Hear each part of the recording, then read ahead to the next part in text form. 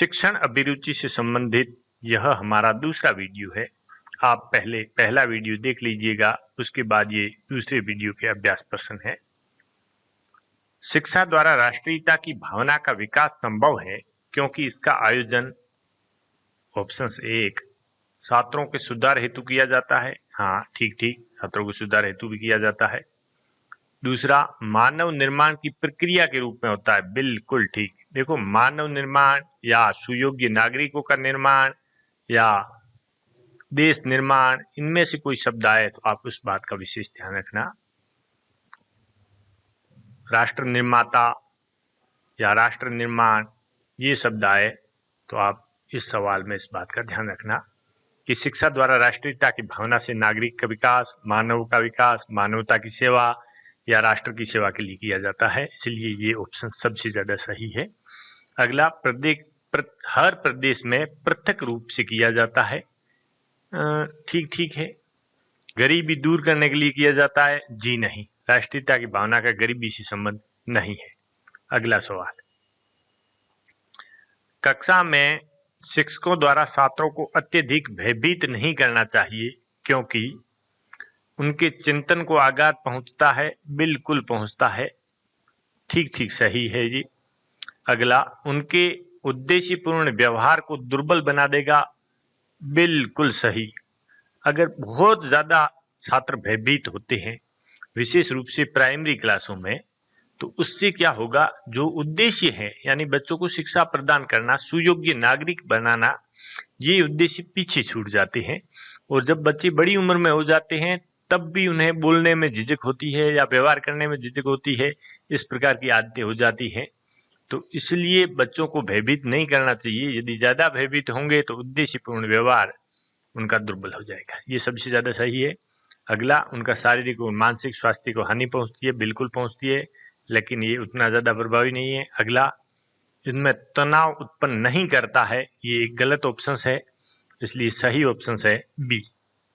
अगला सवाल, कॉलेज स्तर पर स्पोर्ट्स का उद्देश्य होता है परिपक्व युवाओं के मध्य प्रतिस्पर्धात्मक भावना का विकास। हाँ, ठीक, प्रतिस्पर्धा की भावना भी इससे पैदा होती है। अगला, अंतर शैक्षिक उपलब्धि प्रतिस्पर्धा का उन्नयन। बिल्कुल सही। देखो, कॉलेज स्तर पर आकर ही विद्यार्थी राष्ट्रीय लेवल पर या अंतर्राष्ट्रीय लेवल पर या ओलंपिक पर खेलने के योग्य बनते हैं, तो उनमें शिक्षा के अलावा, अंतर शैक्षिक या शिक्षा के अलावा अन्य उपलब्धियां और उसमें प्रतिस्पर्धा का उनमें उन्नयन हो, बड़े स्तर के वो खिलाड़ी बने। इसलिए कॉलेज स्तर के स्पोर्ट्स का यही उद्देश्य होता है। देखो, स्कूल स्तर अलग बात है, प्राइमरी स्तर अलग बात है, लेकिन कॉलेज स्तर पर अलग बात होती है। इसका उद्देश्य अलग होता है। अगला, सामाजिक खेलकूदों को प्रेरणाएं। ठीक, व्यक्तिगत खेलकूदों को प्रोत्साहन। ये भी ठीक, लेकिन सबसे ज्यादा सही है ब। अगला, आजकल स्थायी शिक्षकों की प्रवृत्ति हो गई है दायित्वों को भुलाकर अधिकारों को दुहाई देना। हाँ, नेगेटिव सोच है शिक्षकों के प्रति। ऐसी सोच शिक्षकों की बिल्कुल नहीं होनी चाहिए। दूसरा, कर्तव्य के प्रति एकनिष्ठता की। हाँ, ठीक है, कर्तव्य के प्रति शिक्षक एकनिष्ठ हो, ये शिक्षकों की प्रवृत्ति होनी चाहिए। तीसरा, छात्रों के सर्वोच्च हित की। ये सबसे ज्यादा महत्वपूर्ण है। आजकल शिक्षकों की ये स्थायी प्रवृत्ति हो गई है, वो छात्रों के हित के बारे में सोचते हैं। तो हम शिक्षकों के बारे में अच्छा ही सोचें, बुरा क्यों सोचे। ये हमारी प्रवृत्ति हो गई है कि हम किसी के भी प्रति अपनी बुरी राय बनाते हैं, हम अच्छी राय बना रहे। तो शिक्षकों की ये स्थायी प्रवृत्ति है कि वो हमेशा छात्र हित की बात करेंगे। अगला, निरंतर वेतनमान वृद्धि होते रहने की। हाँ, ठीक है, थोड़ा सोचते होंगे इस बारे में भी, लेकिन सबसे ज्यादा है छात्रों का हित। अगला, शिक्षकों को ऐसे छात्रों की प्रशंसा अवश्य करनी चाहिए जो पढ़ाई के साथ साथ अपने माता पिता के कार्य में भी हाथ बटाते हैं। सदैव, जी हाँ, हमेशा ऐसे लोगों की, बच्चों की प्रशंसा करनी चाहिए जो माता पिता के साथ कार्यों में हाथ बटाते हो। वैसे प्रायः भी ठीक है, प्रायः करनी चाहिए ऐसा, ये भी बराबर ही है, दोनों में ज्यादा फर्क नहीं है। लेकिन आपकी किताब में मैंने इसका उत्तर चेक किया तो सदैव उत्तर था, तो ज्यादा सही है सदैव। अगला, अपने छात्रों में तार्किक शक्तियों के विकास के लिए आप क्या कार्य करना पसंद करेंगे? पहला, सभी छात्रों को किसी एक विषय पर विचार प्रस्तुत करने को कहेंगे। देखिए, यदि किसी एक विषय पर आप उसको विचार प्रस्तुत करने को कहते हैं तो बच्चे को अपने तर्क का वितर्क करने का अवसर नहीं मिलेगा। जैसे मान लीजिए आपने उसको दहेज प्रथा के पक्ष में या विपक्ष में बोलने को कहा और खड़ा करके बोल दिया कि आप बोल दो, उसने पूरा पूरा बोल दिया। उसके बाद में दूसरे लड़के ने उसके लिए कुछ अपने तर्क प्रस्तुत किए। अब पहले को वापस बोलने का मौका नहीं है तो उसमें तार्किक शक्तियों का विकास नहीं होगा। पहले ऑप्शंस में यही बात कही गई है कि एक विषय पर वो विचार प्रस्तुत कर दे, इससे तर्क शक्ति का विकास नहीं होता है। ये थोड़ा थोड़ा ठीक जरूर है। सामूहिक परिचर्चा का आयोजन करेंगे, सबसे ज्यादा सही है। जब सामूहिक परिचर्चा का आयोजन होगा तो तर्क वितर्क होगा, एक तर्क देगा, दूसरा उसका वितर्क करेगा, फिर तर्क होगा, फिर वितर्क होगा, इससे तार्किक शक्तियों का विकास होता है। ये सबसे ज्यादा सही है। एक दो छात्रों से रिपोर्ट तैयार करवा लेंगे, ये गलत है। छात्रों से ही परिचर्चा संबंधी निष्कर्ष लिखने को कहेंगे, ये थोड़ा थोड़ा के परिचर्चा क्या हुई इसके निष्कर्ष लिख लो, इससे थोड़ा बहुत सीखने को उनको जरूर मिलेगा। लेकिन सबसे ज्यादा सही है कि बच्चों को सामूहिक परिचर्चा का आयोजन करके उसमें भाग लेने को कहे। एक उत्तम शिक्षक की पहचान है जो छात्रों को अभिप्रेरित करता हो, हाँ ठीक है। आज्ञाकारी बनाता हो, ठीक ठीक है। अनुकरण प्रवृत्ति का विकास करवाता हो, ये तो अच्छी बात नहीं है।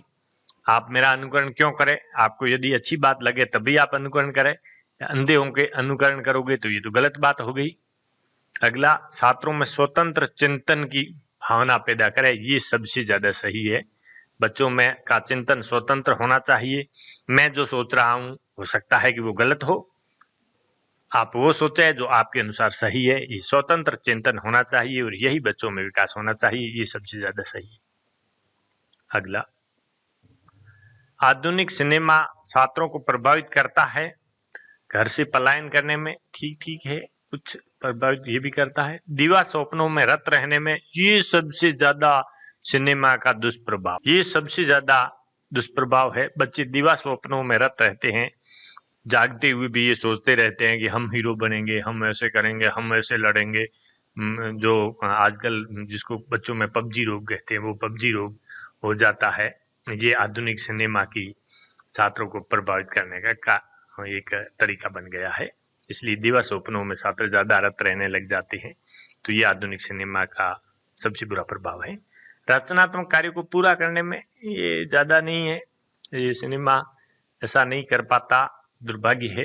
अगला, अभिनेता जैसा दिखने में, हाँ ठीक ठीक ऐसा हो जाता है, लेकिन सबसे ज्यादा प्रभावित होता है कि छात्र दिवा स्वप्नों में रत रहते हैं।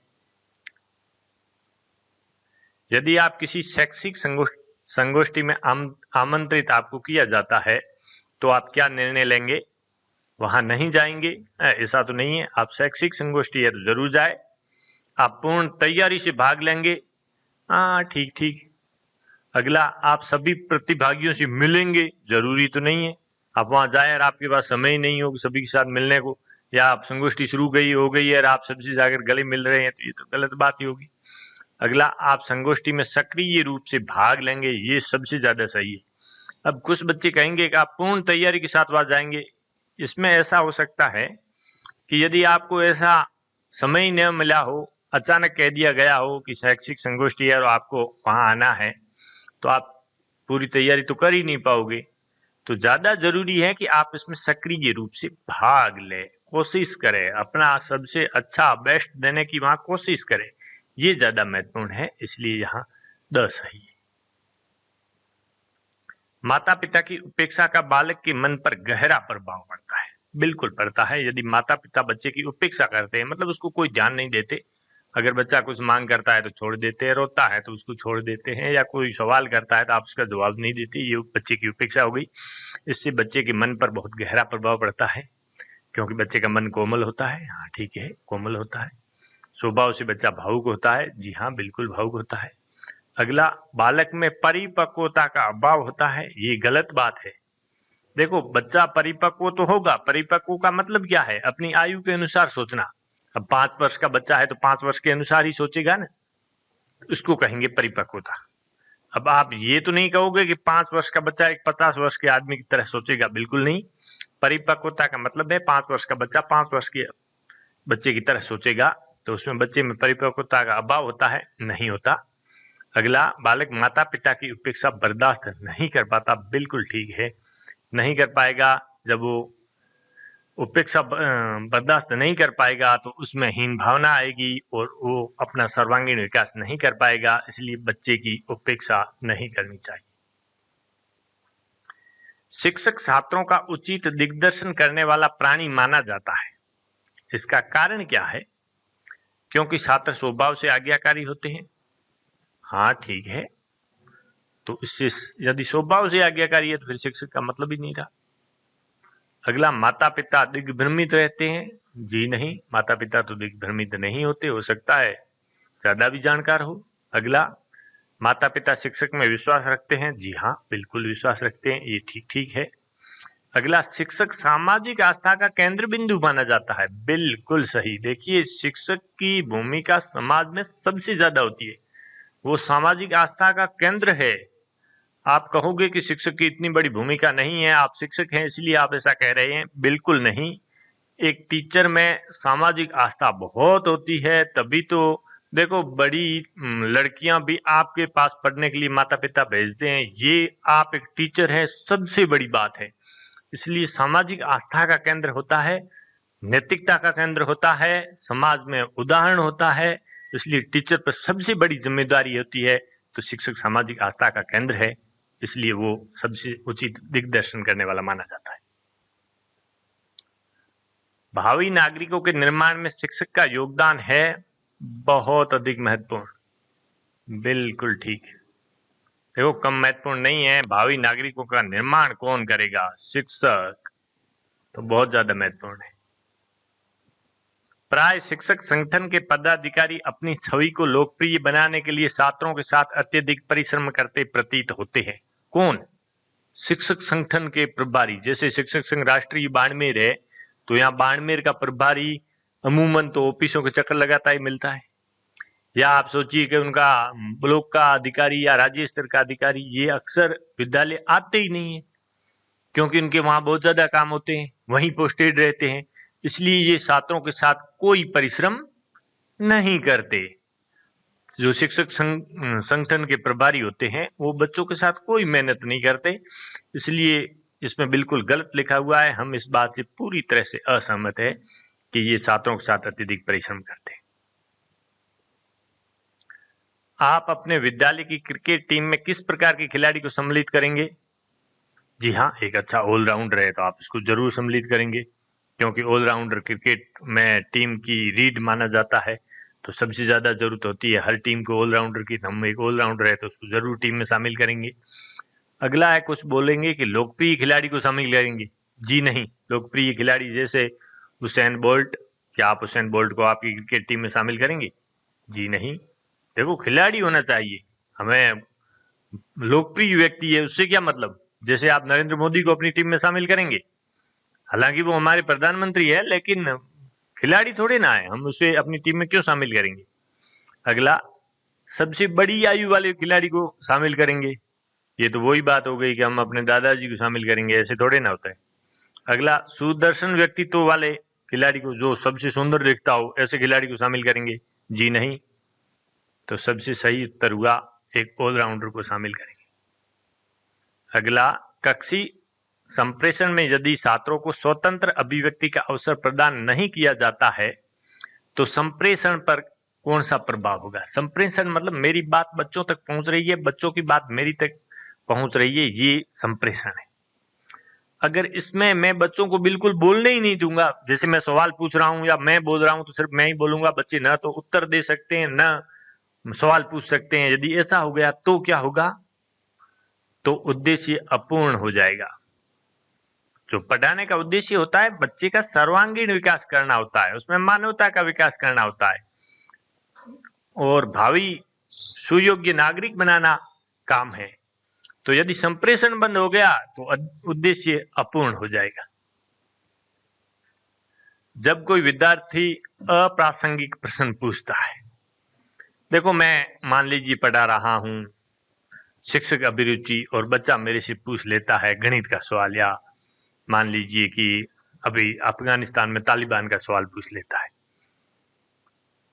या ऐसा सवाल पूछ लेता है जिसका कोई मतलब ही नहीं है, तो हम क्या करेंगे? उसका उपहास करेंगे, मजाक उड़ाएंगे? जी नहीं, मजाक नहीं उड़ानी है।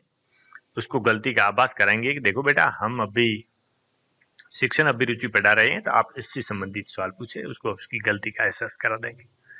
उसकी अवहेलना भी नहीं करेंगे, मतलब उसकी ओर मुंह ही नहीं करेंगे, उसको देखेंगे भी नहीं कि कोई पूछ रहा है, मैं कोई मतलब नहीं, ऐसा नहीं करेंगे। उसको अन्य अवसर नहीं देंगे, यानी वो दोबारा कभी बोलता है तो उसको बोलने ही नहीं देंगे। जी नहीं, ऐसा भी आप नहीं करोगे, क्योंकि हो सकता है दोबारा वो कुछ और बात पूछ रहा हो। आपका पुत्र आपके ही विद्यालय का छात्र है, एक शिक्षक उसे कक्षा में दंडित कर देता है, तो आप क्या करोगे? उसकी गलती है तो उसको और दंडित करेंगे? जी नहीं, भारतीय संविधान के अनुसार किसी भी गलती का दंड एक बार दिया जाता है। ऐसा नहीं है कि किसी ने एक गलती की, उसको एक न्यायालय ने अलग दंडित किया, दूसरा न्यायालय उसको अलग दंडित कर रहा है, तीसरा अलग कर रहा है। ऐसा कभी नहीं होगा। एक गलती होगी तो उसको एक बार ही दंड मिलेगा, तो उसको गलती होने पर और दंडित करेंगे, ये गलत है। अगला, उसका जो बच्चा पढ़ता होगा उससे उसका बदला ले लेंगे, यानी गलती पिता ने की, भुगतेगा उसका बेटा, बिल्कुल गलत बात। अगली, उस शिक्षक से झगड़ा कर लेंगे? जी नहीं, क्योंकि वो शिक्षक यदि उसको दंडित कर रहा है तो कुछ अच्छे के लिए कर रहा है, बाकी शिक्षक का उसे बेर थोड़ी ना है। अगला, दंड का कारण पता करेंगे और फिर निर्णय करेंगे। निर्णय क्या करेंगे? निर्णय ये करेंगे कि बच्चे को समझाएंगे कि बेटा तुम ये गलत कर रहे हो, ऐसा नहीं होना चाहिए, और उसको इस बात का समझाएंगे, ये निर्णय करेंगे। इसलिए सबसे ज्यादा सही है द। यदि छात्र गृह कार्य न कर पाए तो आप एक शिक्षक को क्या करना चाहिए? उस पर जुर्माना करना चाहिए? नहीं। यदि जुर्माना आप करते रहोगे तो बहुत धनी जो बच्चे हैं या जो धनी घर से परिवार से बच्चे आते हैं, वो जुर्माना भरते रहेंगे और गृह कार्य करेंगे भी नहीं। फिर आप क्या करोगे? इसलिए जुर्माना प्रवृत्ति गलत है। उसके माता पिता से संपर्क करेंगे? जी हाँ, ये फिर भी ठीक है, कुछ तो कोशिश कर रहे हैं आप। अगला, उसका कारण पता करेंगे? जी हाँ, ये सबसे ज्यादा जरूरी है। यदि किसी एक के साथ ऐसी समस्या है तो आप उसके कारण का पता जरूर करें, या कुछ ग्रुप के साथ समस्या है तो उसका कारण पता करना ही समस्या का समाधान है। उसे सरल कार्य देंगे, ठीक ठीक है, तो सबसे सही है उसका कारण पता करेंगे। सह शिक्षा का प्रमुख लाभ क्या है? सह शिक्षा का मतलब गर्ल्स स्कूल अलग नहीं है, बॉयज और गर्ल्स की सम्मिलित स्कूल है, जहां लड़के पढ़ते हैं वहीं लड़कियां पढ़ती है। इसका प्रमुख लाभ क्या होता है कि बालिका विद्यालय खोलने की आवश्यकता ही नहीं होगी। नहीं, ऐसा तो नहीं होगा, ये तो गलत विचार है, इसका ये लाभ थोड़ी ना है। शिक्षा पर व्यय कम हो जाता है? कोई व्यय कम नहीं होता, और उतना ही व्यय होगा या थोड़ा बहुत फर्क होगा, लेकिन कोई बहुत ज्यादा फर्क नहीं होगा। बालिकाओं की हीन भावनाओं पर अंकुश लग जाता है, हाँ ठीक ठीक, लेकिन ज्यादा सही नहीं है। अंतिम, एक दूसरे को समझने का अवसर मिलता है। जी हाँ, ये सबसे बड़ा लाभ है। आप सड़क पर जा रहे हैं तो आपकी दृष्टि अपने विद्यालय के एक छात्र पर पड़ती है जो कि सिगरेट पी रहा है। ऐसी स्थिति में आप क्या करेंगे? उसे वहीं पे डांटेंगे? ना, ऐसा बिल्कुल नहीं करने का। इससे बच्चे में हीन भावना आएगी, बच्चा लोगों के सामने लज्जित होगा, और हो सकता है ये आप पर भी कुप्रभाव पड़े इसका। दूसरा, उसकी विद्यालय में निंदा करेंगे, बुलाकर सबके सामने उसकी निंदा करेंगे? ना, ऐसा नहीं करेंगे। दूसरे दिन उसको विद्यालय में बुलाकर समझाएंगे, ये सबसे ज्यादा सही तरीका है। प्राचार्य से उसकी शिकायत करेंगे। हर बात, छोटी छोटी बात की शिकायत करना ठीक भी नहीं होता। अगला, छात्र दंड की अपेक्षा प्यार से अधिक सीखते हैं, क्योंकि क्योंकि एक मनोवैज्ञानिक तथ्य है। जी हाँ, यदि बच्चे को प्यार से समझाया जाए तो बच्चा ज्यादा सीखता है, और डंडे से बच्चा नहीं सीखता या धमकाने से बच्चा नहीं सीखता। ये मनोविज्ञान है। आप बच्चे को मोटिवेट करें, उसे ये समझाए कि शाबाश बेटा तू बहुत अच्छा कर रहा है, तो वो ज्यादा समझता है, उसमें उत्साह का संचार होगा और जो ज्यादा सीखेगा। इसलिए ये सीधी सी बात है, पहला एकदम सही है। बच्चे को सुख मिलता है, हमारा उद्देश्य ये नहीं है कि बच्चे को सुख प्रदान करे, ये हमारा उद्देश्य नहीं है। उसको मानसिक शक्ति मिलती है, ठीक ठीक है, इससे वो प्रसन्न होता है, हाँ ज्यादा कार्य करेगा, ये भी ठीक ठीक है, लेकिन पहला सबसे ज्यादा सही है। अगला, छात्रों की कक्षा में निंदा नहीं करनी चाहिए क्योंकि शिक्षण कार्य में व्यवधान पड़ता है। मतलब आप निंदा करोगे तब तक का वो टाइम खराब होगा ना, इतना तो सही नहीं है। अगला, इससे छात्र का मनोबल गिर जाता है। जी हाँ, ये ठीक है। इससे छात्रों में अनुशासन नहीं रहता है। अब निंदा करने से कोई अनुशासन इतना तो खराब नहीं होता, इसलिए ये ठीक नहीं है। अगला, इससे कोई लाभ नहीं है, ये भी नहीं है। सबसे सही है कि इससे छात्र का मनोबल गिर जाएगा, ये सबसे ज्यादा सही है। आपको अपने अध्यापक की निम्न में से कौन सी विशेषता सबसे अधिक प्रभावित करती है? देखो, वो धारा प्रवाह बोल सकता है, हाँ ठीक है, अच्छी बात है यदि मेरा टीचर धारा प्रवाह बोल पाता है। दूसरा, उसकी ज्ञान के प्रति ललक कैसी है, ये सबसे ज्यादा महत्वपूर्ण है। देखो, टीचर की ये विशेषता होनी चाहिए कि वो ज्ञान प्राप्त करने के प्रति उसकी इच्छा सबसे ज्यादा हो, ज्यादा से ज्यादा वो ज्ञान प्राप्त करने वाला हो, तो मैं उसको देखकर ये बात सीखूंगा और ये मुझे सबसे ज्यादा प्रभावित करेगी। अगला, विद्यार्थियों के प्रति अनुराग। ठीक ठीक है, हाँ, विद्यार्थियों से यदि शिक्षक का प्रेम है तो अच्छी बात है, लेकिन इतना ज्यादा सही नहीं है। व्यवहार में निष्पक्षता होनी ही चाहिए, अभिव्यक्ति उसकी अच्छी होनी ही चाहिए और विद्यार्थियों के प्रति उसका अनुराग भी होना चाहिए, लेकिन सबसे ज्यादा शिक्षक के लिए जरूरी है कि वो ज्ञान की प्राप्त करने के प्रति उसकी ललक हो। अगला, कक्षा में अध्यापन कार्य करते समय एक छात्र आपसे पाठ्यक्रम से बाहर का प्रश्न पूछता है। तो मान लो आप गणित पढ़ा रहे हैं और वो तालिबान के बारे में पूछता है, तो आप क्या करोगे? ये प्रश्न न पूछने के लिए उसको कहेंगे। देखो, ये भी ठीक नहीं है। अगर बच्चे ने सवाल पूछ लिया है तो आप उसको कह दोगे आप ये सवाल नहीं पूछोगे ऐसे, ये भी ठीक प्रवृत्ति नहीं है। उसका प्रश्न स्वीकार करेंगे और कहेंगे कि देखो ये पीरियड पूरा हो जाने दो, उसके बाद में हम तुझे डिटेल में इसके बारे में समझाएंगे। ये सबसे अच्छा तरीका है ताकि उस बच्चे की जिज्ञासा पूरी हो। देखो, बच्चे के हर सवाल का जवाब देना टीचर का कर्तव्य होता है। उत्तर देने का प्रयास करेंगे उसी समय तो आपका गणित का पीरियड खराब हो जाएगा। आप गणित पढ़ा रहे थे, वो सभी बच्चों के लिए महत्वपूर्ण है, इसलिए ये अच्छी बात भी नहीं है। अगला, छात्र को डांट कर कक्षा से बाहर निकाल देंगे। अगर ऐसा तो करोगे तब तो बहुत बुरी बात है। बच्चे ने आपसे सवाल ही तो पूछा था, पढ़ने के बारे में ही तो पूछा था, ज्ञान के बारे में ही तो पूछा था, आप उसको बाहर क्यों निकालोगे? एक हकलाने वाला छात्र है, उसको आप किस प्रकार से शिक्षा देंगे? ऐसे लोगों को शिक्षा देना बेकार है। नहीं, आप ऐसा सोच ही नहीं सकते। अगला, उसके साथ हमदर्दी दिखाएंगे। हाँ ठीक है, उसके साथ हमदर्दी दिखानी चाहिए। अगला, उचित शिक्षण सामग्रियों की सहायता से उसको पढ़ाएंगे। जी हाँ, ये सबसे ज्यादा महत्वपूर्ण है कि यदि बच्चे में कोई कमजोरी है तो आप उसके लिए उचित जो सामग्रियां हैं या उचित मार्गदर्शन है वो उसको प्रदान करेंगे। सामान्य रूप से पढ़ाएंगे तो वो बच्चे में कमजोरी दूर होगी नहीं, इसलिए ये इतना ज्यादा सही नहीं है। यदि आप मूल्यांकन कर रहे हैं तो क्या करेंगे? अंकों को कार्य के अनुसार ही प्रदान करेंगे। हाँ, जितने बच्चे को अंक आएंगे हम उतने ही प्रदान करेंगे। ऐसे थोड़े ना होता है कि अंक कम आ रहे हैं हम ज्यादा दें या जितने हम ज्यादा आ रहे हैं कम करें। तो अंकों को उसके कार्य के अनुसार ही देंगे, कॉपी में जैसा उसने लिखा है वैसे ही तो अंक देंगे ना। अगला, जो आपसे ट्यूशन पढ़ते हैं उनको अधिक अंक दे दोगे? जी नहीं, प्रश्न की कठिनाई के स्तर के अनुसार अंक देंगे। ठीक ठीक है, लेकिन ये तो सभी बच्चों में एक समान ही होगा। अगला है, होशियार विद्यार्थियों को उनके कार्य के अनुसार अंक देंगे। अब होशियार वालों को देंगे, कमजोर वालों को नहीं देंगे, ऐसा तो हो ही नहीं सकता। यदि कमजोर बच्चे ने भी अच्छा उत्तर लिखा है तो उसको उसके कार्य के अनुसार अंक देंगे, इसलिए सबसे ज्यादा सही है 1 नंबर। अगला, यदि आपकी पुत्री भड़कीली पोशाक पहनकर विद्यालय जाती है तो आप क्या करेंगे? घर जाकर अपनी पत्नी को समझाएंगे कि कल से उसको ऐसी ड्रेस पहना कर मत भेजना। ठीक ठीक है, आप खुद ने उसको क्यों नहीं समझा दिया घर से जब वो निकली, इसलिए ये ठीक ठीक है। उससे घृणा करोगी ना, ऐसा तो बिल्कुल नहीं। आप उसे दूसरी पोशाक पहनने कह दोगे ना, उसमें तो वो दूसरी पोशाक लाएगी भी कहां से। आप उसको समझाएंगे कि इस तरह की पोशाक न पहने। हाँ, विद्यालय में कोई भी बच्ची यदि भड़कीली पोशाक पहन के आ गई है तो आप उसको अलग लेके समझाएंगे कि बेटा ऐसे पोशाक नहीं पहनना, कल से इसको बदल के आना। आपके किसी साथी द्वारा प्रबंधक तथा आपके बीच मतभेद हो जाते हैं।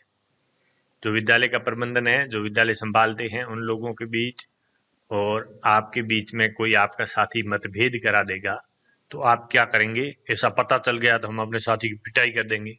ये ठीक मामला नहीं है छात्र। एक अध्यापक का काम पीटना थोड़ी ना होता है। अगला, मतभेदों का कारण जानेंगे। सबसे ज्यादा सही है कि मतभेद क्यों हुए, क्या कारण था, ये सबसे ज्यादा हम पता करेंगे। साथी से इस संबंध में बात करेंगे। जी हाँ, ये भी ठीक है। कुछ भी नहीं करेंगे ना, ऐसा तो बिल्कुल गलत है। प्राथमिक स्तर पर शिक्षा का माध्यम मातृभाषा ही होना चाहिए। क्यों? देश प्रेम की भावना से विकसित होती है। ठीक। मातृभाषा के विकास में सहायता मिलेगी। हाँ, मातृभाषा का भी विकास होगा। तीसरा, इससे बच्चों को पाठ्य वस्तु समझने में सुविधा होती है। बिल्कुल होती है। देखिए, यदि मारवाड़ी बोलने वाले बच्चे को आप मारवाड़ी में समझाएंगे तो बच्चा सबसे ज्यादा और सबसे तेजी से सीखता है। उसी प्रकार पंजाबी बोलने वाले बच्चे को आप पंजाबी में पढ़ाओगे तो वो पाठ्य वस्तु को बहुत जल्दी समझेगा और सबसे ज्यादा सीखेगा। इसलिए ये सबसे अच्छा उपाय है कि इससे बच्चों में पाठ्य वस्तु समझने में सुविधा होती है। अगला, अध्यापन कार्य से सरल होता है। अध्यापन कार्य तो वैसा ही रहेगा जैसा शिक्षक को आता है। अगला, कक्षा में पढ़ाते समय एक छात्र ने आपसे एक ऐसा सवाल पूछा जिसका उत्तर आपको मालूम नहीं है। ऐसी दशा में आप क्या करेंगे? उसे डांट कर बिठा देंगे। बिल्कुल गलत। ये शिक्षक की गरिमा के भी खिलाफ है। प्रश्न को गलत कह देंगे कि तू जो पूछ रहा है सवाल ही गलत है, चुप हो जा। बिल्कुल गलत बात। उसके प्रश्न का यथासंभव उत्तर देंगे ना। अगर आपको आ ही नहीं रहा है, आपको मालूम ही नहीं है, तो आप उत्तर क्यों दोगे भाई? अगला, दूसरे दिन उसको उत्तर बताने का वायदा करेंगे। बिल्कुल ठीक। एक टीचर का ये कर्तव्य है कि वो अपने ज्ञान पर घमंड न करे। देखिए, टीचर ज्ञान को ईश्वर से छात्र तक पहुंचाने का माध्यम होता है। टीचर ज्ञान का भंडार नहीं है, ध्यान देना। इसलिए हर सवाल टीचर को आए ये जरूरी नहीं है। कई बार ऐसी क्लास में स्थिति बन जाती है कि बच्चे ने आपसे सवाल पूछा और आपको नहीं आ रहा है।